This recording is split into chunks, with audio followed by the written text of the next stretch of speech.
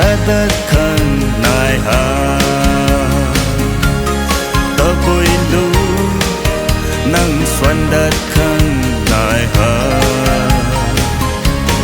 ở lùng biển mấy lết ở dù sa xuân lâu cần thế kỷ ai thu nắng quay ở cần nu lâu mấy khăn tờ dịp cây dịp mến không thay măng nơ cờ gần cát thủy nay là nở bom mi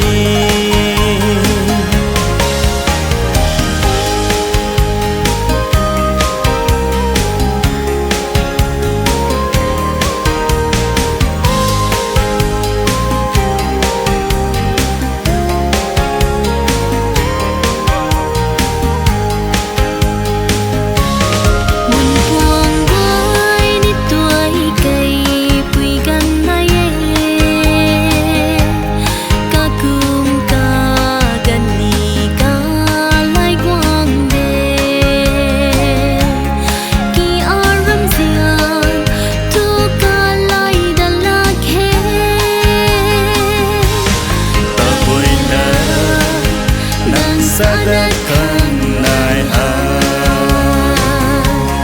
tớ vui lu nắng xuân đất khăn nai hà lùng biển mấy lần ở du sa xuân đâu cần thế kỷ ai thu nắng về ở khăn mu đâu mấy khăn tờ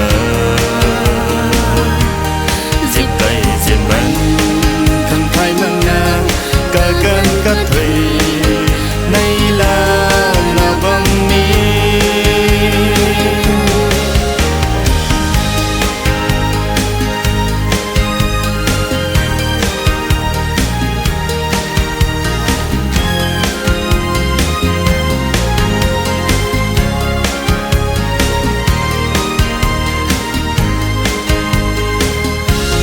nâng ta nan dễ liang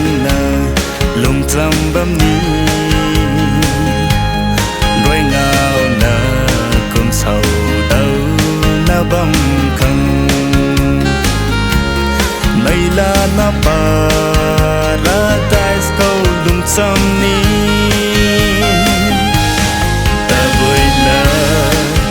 nàng xa đất khăn nai hà ta vui lu nắng xuân đất